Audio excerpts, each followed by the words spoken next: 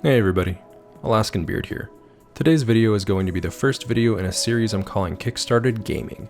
I've been backing a ton of games on Kickstarter the past few months, and I wanted to give an in-depth look at the campaign as well as the final product.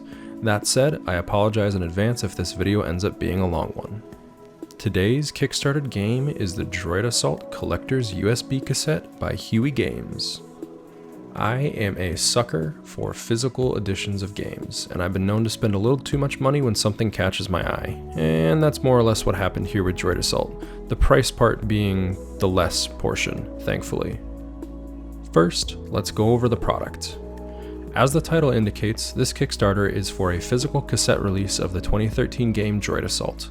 This isn't any normal cassette, however. This is a USB drive in the form factor of a cassette, which is absolutely a brilliant idea in my opinion.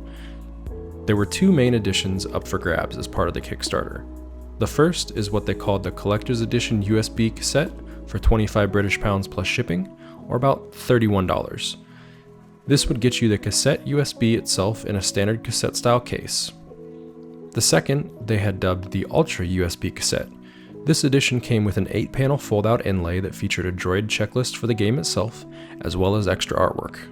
Additionally, there was a sleeve to go around the cassette, as well as some additional digital content on the USB drive. This edition went for 40 or 45 pounds, depending on if you were an early bird or regular backer, respectively. There were other tiers I'm not including in this video that included additional games or content from one of the members of Puppygames, Andrew Hewson.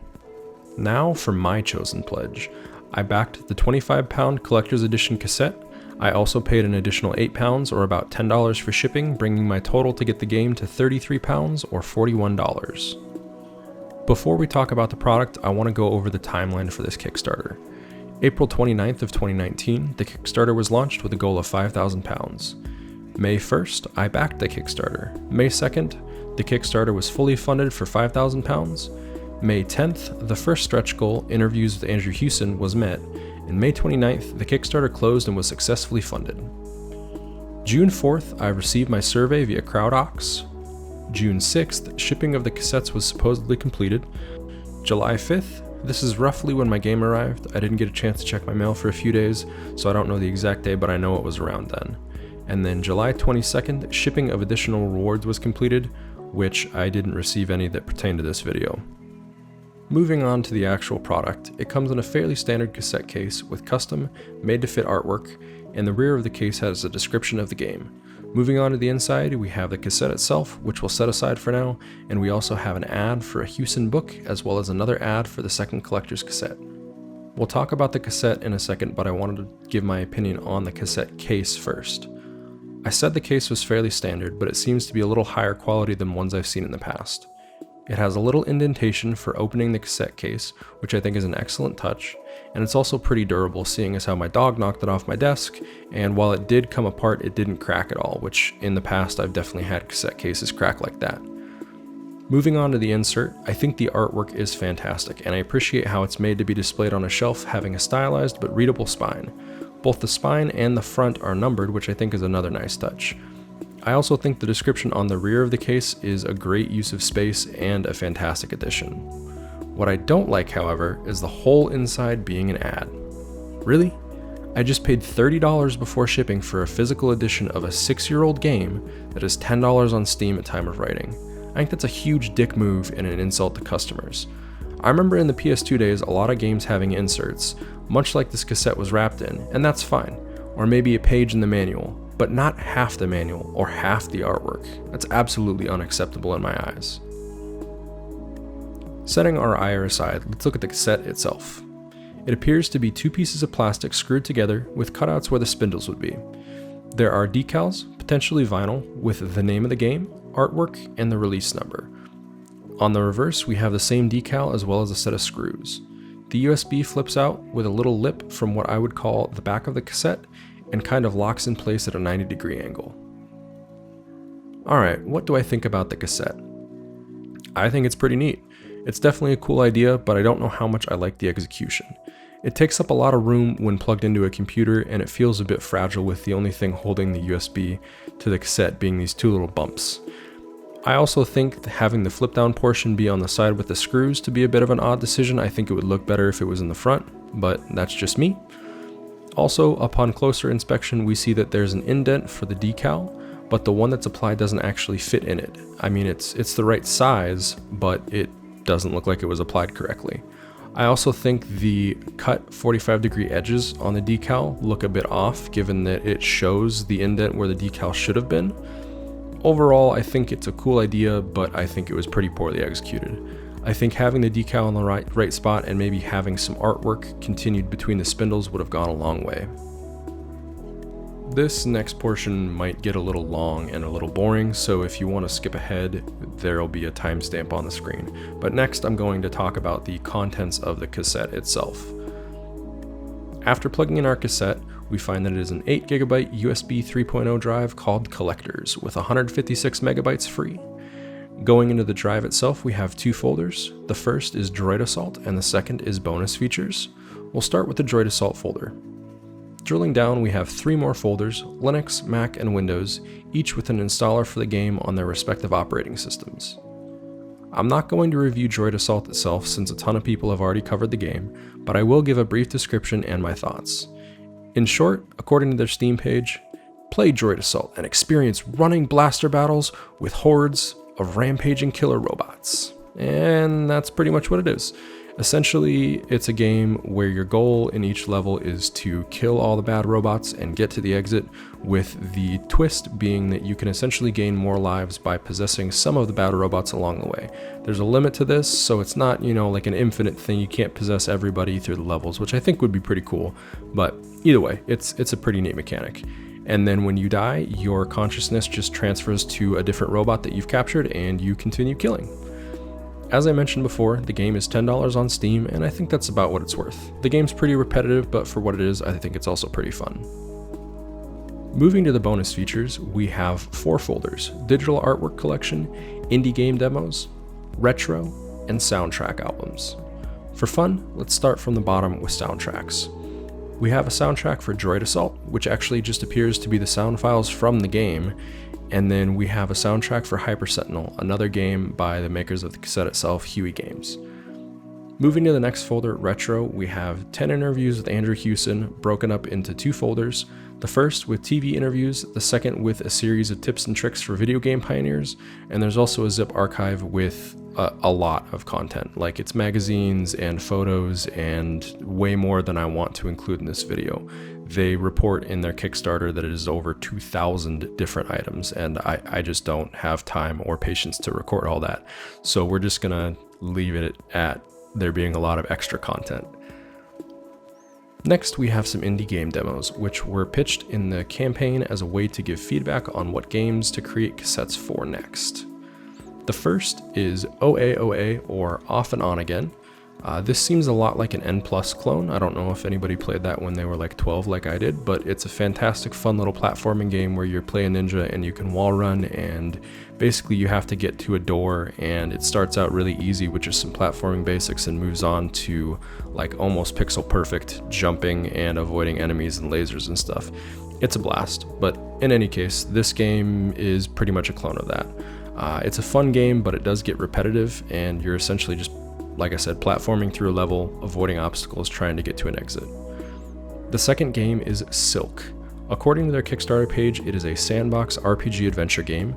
It has a unique art style and Oregon Trail-esque decision-making system, and as far as I can tell, you just kind of wander around areas that would have been part of the Silk Road, trying not to die. The demo wasn't very fun. One interesting thing I noticed in the Kickstarter though was it's actually getting its own retro cassette, just like the Huey ones. It was available as an add-on to their Kickstarter as well as being part of a higher tier. So I don't know if they are making their own cassette in collaboration with Huey or what, but I think it's kind of interesting that this was included as a demo, potentially for cassette release when it's already getting one. And this is also a Kickstarter that was actively going on around the same time as this game came out, or this collector's edition came out. And I passed up on it because I didn't think it looked like a very fun game, and I'm kind of glad I did because the demo was super not fun. Third, we have Taro Worm. Taro Worm is an arcade game where you drive a rover collecting gems and power-ups while trying to avoid a giant worm. There doesn't seem to be a true goal other than a few challenges that they have mixed in, but the game is super fun. It feels a lot like a reverse Snake. like you're the apple but you can move around. I don't know, it was fun to play in any case. Fourth is The Mystery of Woolly Mountain. It is a point-and-click adventure game involving a team of time-traveling scientists. Point-and-click games aren't usually my jam, but it doesn't seem like a bad game. This game was also on Kickstarter, and also of note, there's a Mac version of this demo, which is pretty neat considering all the other ones are PC only. And last, we have UTSA 187, which is an auto-scrolling shooter. You drive a kind of tank trying to progress through a level full of mines, turrets, walls, and of course other tanks. You have a fuel meter, an armor meter, which is your life, and a finite amount of ammo. Your goal is to simply get through the level. This demo was strictly okay. All in all, I'm not entirely sure a collection of free demos with seemingly no rhyme or reason beyond "ooh, it's an indie game" is a good use of time and space. I doubt they charge Kickstarter backers extra for the demos, so they're included as a free value add, and even then I don't really think they should have been here. The last of our bonus features is a digital artwork collection. It's a collection of 26 images that look like concept art for Droid Assault. I actually think this is a really cool addition to the collector's edition. Concept art for a game is almost always great to look at. And now we get to the conclusion. I want this section to be my final thoughts on the product, and I want to give a thumbs up or down as far as the product that was delivered versus what I thought I was going to get. I won't be knocking a project if the thing preventing me from enjoying it is myself. That said, this format might change in future videos. So what do I think about the Droid Assault USB Collector's Edition? Well, as I was writing this sentence, I decided to stop and take the cassette apart so I could comment on its build quality. And it might have broken. Like, broken. The USB drive itself came out of the housing and stayed in my computer while the rest of the cassette did not. After looking a bit further, it appears the USB drive was just glued inside the housing on one side and the glue failed. So right there, I'm going to give this Kickstarter a fail because the product had been used about 3 times before it straight up broke. Just in the interest of this video though, let's ignore the build quality and talk about the rest of the product. And I want to look at this from a cost analysis perspective. Since there's so much content here, I kind of want to subtract all the value of the content from the overall product and then kind of figure out if it was worth it. So let's break it down. First, we have the original cost, which is $41 with shipping. We'll subtract the cost of the game itself, Droid Assault, which is $10, and that leaves us with $31. So what did we get for the rest of our money?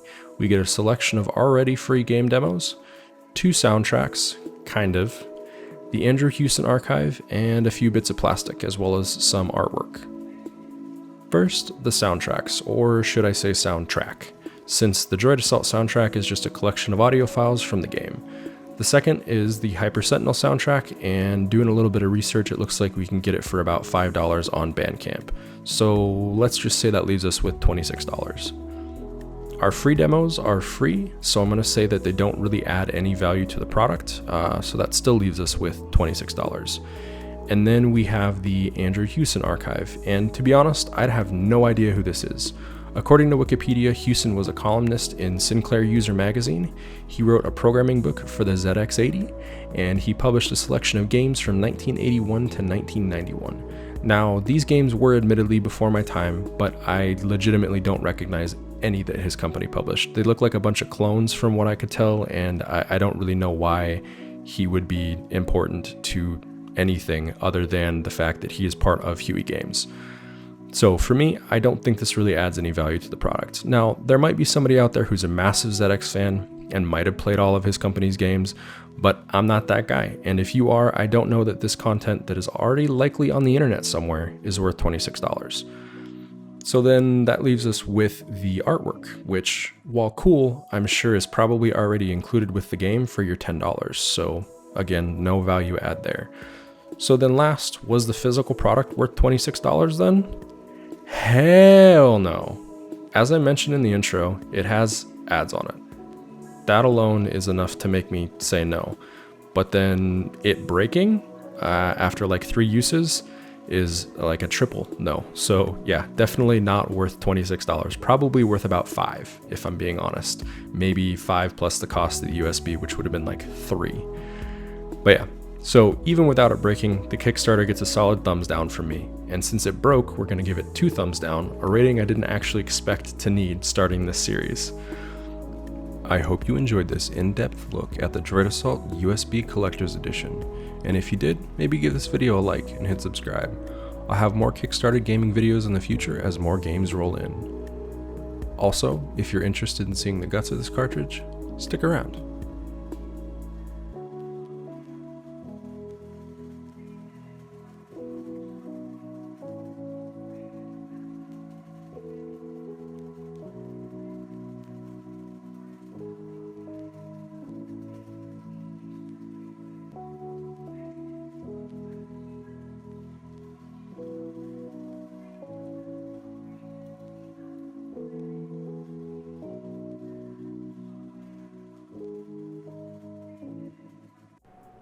Yeah, so you can see how the USB drive just kind of falls out of its housing as soon as I take it apart. That is because the glue holding it in that you can see on the USB drive, and then here in a second when I pick up the other side of the housing, you can see that the glue failed. And that is why it came out inside my computer.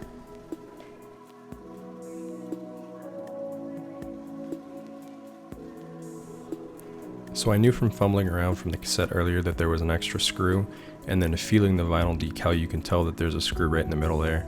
And I knew it was going to mess up the aesthetics of my cassette. I didn't think it was going to go back perfectly, but I figured in the interest of at least seeing what was inside that I should probably take it apart.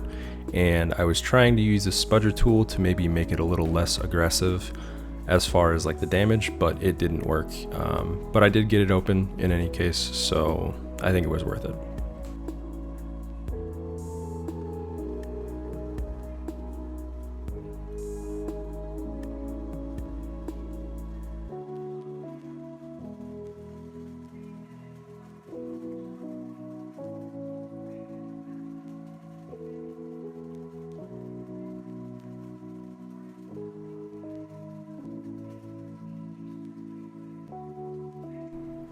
Yeah, it's about right here that I realized, at least watching the video back, that I forgot to put the USB stick back in. So you'll see me take this apart and then wedge it back in because everybody forgets stuff sometimes.